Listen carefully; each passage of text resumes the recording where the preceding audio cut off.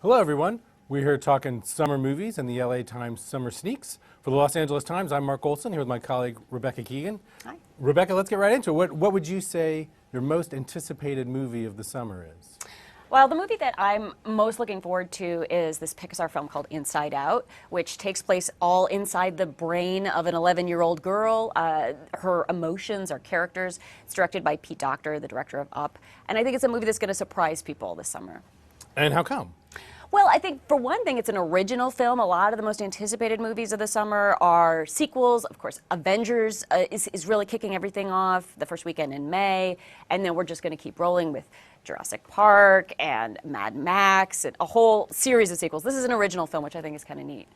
And I mean, what about you? I know you're gunning for a particular movie this summer. I have to say, I'm beyond excited for Mad Max Fury Road. That I'm someone who I know the first three movies very, very well. The Road Warrior, of course, really just redefined sort of action cinema and the grammar with which people shoot action movies. And this new film, directed by George Miller, who made the original films, but who in the meantime has also made, The Witches of Eastwick, Lorenzo's Oil. He was involved in the two Babe movies and the two Happy Feet movies.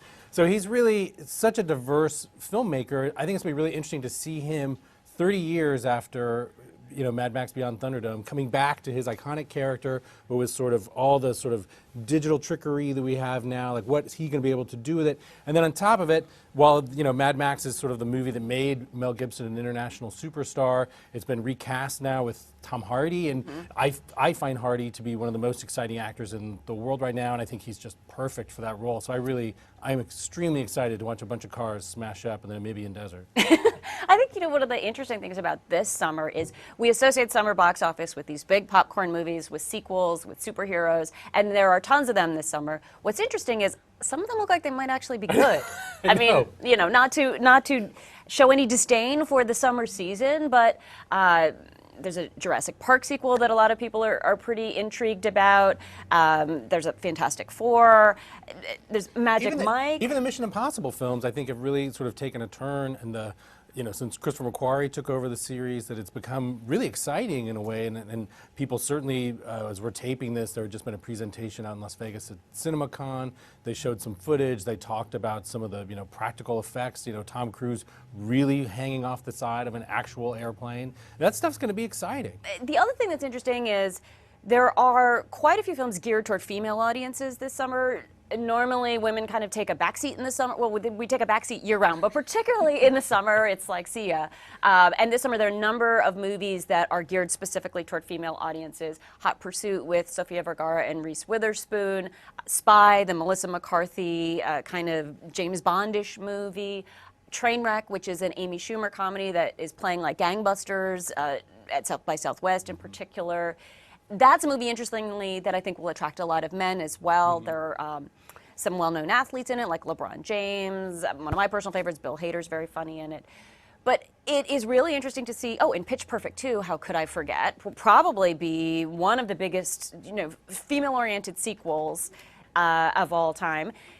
But that's going to be a tough Friday. I think it's the 15th when Fury Road, the Mad Max film, is going to go head-to-head with Pitch Perfect 2. And I think we may see a lot of boyfriend-girlfriend arguments in the theater lobby over who's going to see what.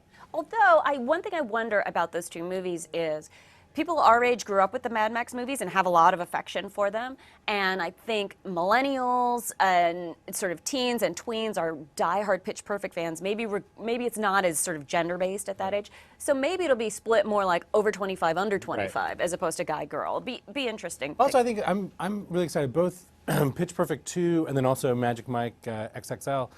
Those are to my mind, the most unlikely sequels. That those were when those original films were coming out, you would not really have thought of them as movies that would be sequelized. Right. And so I kind of like the idea of being sort of off the map in a way of what are these movies? What are the sequels going to be like? And hopefully in some ways they're just going to be super fun, super for fans, really terrific fun movies.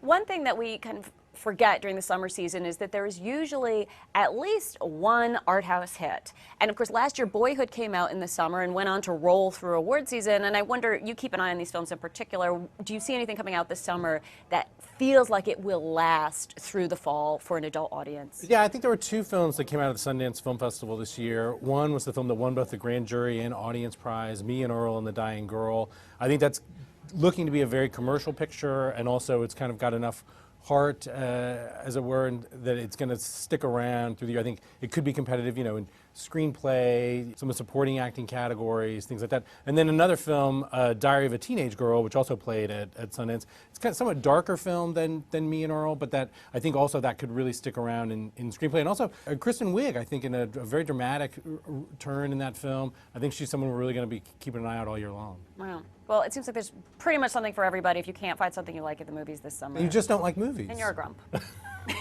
So for the Los Angeles Times, thank you for joining my colleague Rebecca Keegan. I'm Mark Olsen. Please keep an eye out for our summer sneaks in print and online at latimes.com.